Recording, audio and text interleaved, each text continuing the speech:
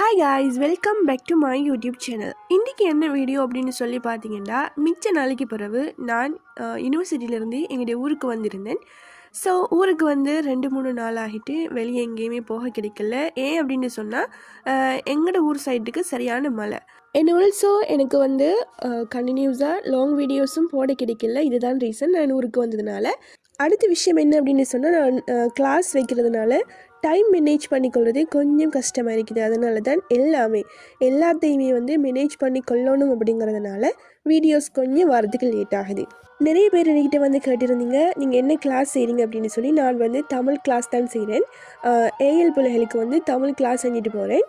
ஒவ்வொரு பெட்சுக்கும் வந்து ஒரு குறிப்பிட்ட மாணவர்களை எடுத்து அவங்கள ஃபுல்லாக கைட் பண்ணுறது தான் என்னோடய கிளாஸஸில் பேசிக்காக நான் செஞ்சுட்டு போகிறேன். ஸோ ஜாயின் பண்ண விருப்பமானவங்க என்னோட கண்டெக்ட் பண்ணி பேசலாம். நான் வந்து ஃபர்ஸ்ட் கமெண்டில் என்னோடய வாட்ஸ்அப் குரூப் லிங்கை நான் உங்களுக்கு பின் பண்ணியிருக்கிறேன். ஸோ அதை வந்து செக் பண்ணி பார்த்துக்கொள்ளுங்க. எங்களுக்கு வந்து February 16 வந்து செகண்ட் செமஸ்டர் எக்ஸாம் வந்து ஸ்டார்ட் பண்ணுது அப்படிங்கிறதுனால எங்களுக்கு ஸ்டடி லீவ் விட்டுருந்தாங்க. ஸோ அந்த ஸ்டடி லீவுக்கு தான் நான் இப்போ ஊருக்கு வந்திருந்தேன். ஸோ மிச்ச நாளைக்கு பிறகு இன்றைக்கி ஊரை கொஞ்சம் சுற்றி பார்ப்போம் அப்படின்னு சொல்லி சும்மா நாங்கள் பிக்னிக் மாதிரி போயிருந்தேன். ஸோ ரெண்டுமே கிடைக்கிற எல்லாத்தையும் செய்வே நான் வந்து கவர் பண்ணியிருக்கிறேன். நான் என்னென்ன விஷயங்கள் எல்லாம் இன்றைக்கி பார்த்தேன் அப்படிங்கிறத நான் வந்து உங்களோட ஷேர் பண்ணியிருக்கிறேன்.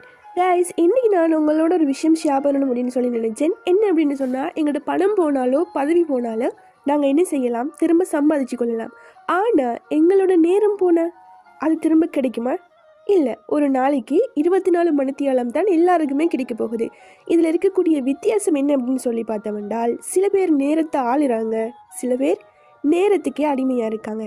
ஒரு விஷயத்தை நாங்கள் நாளைக்கு படிப்போம் அப்படின்னு சொல்லி தள்ளி வைக்கிற ஒவ்வொரு விஷயமும் தான் நம்மளோட கனவுகளை மெதுவாக கொள்ளக்கூடிய விஷயமாக காணப்படுது. ஸோ நினைவில் வச்சுக்கோங்க, இன்றைக்கி நீங்கள் எப்படி இந்த நேரத்தை பயன்படுத்துகிறீங்களோ அதுதான் நாளைக்கு உங்களோட வாழ்க்கை எப்படி இருக்கும் அப்படின்னு சொல்கிறத தீர்மானிக்கும். நீங்கள் நேரத்தை வீணாக்கும் போதெல்லாம் உங்களோட எதிர்கால கனவுகளை ஒரு தரம் நினச்சி பாருங்கள். உங்களோட வாழ்க்கை சிறப்பாக அமையும். ஸோ கைஸ், இன்றைக்கான வீடியோவெல்லாம் தான் இன்னொரு பியூட்டிஃபுல்லான விலாகோட நான் உங்களை மீட் பண்ணுறேன்.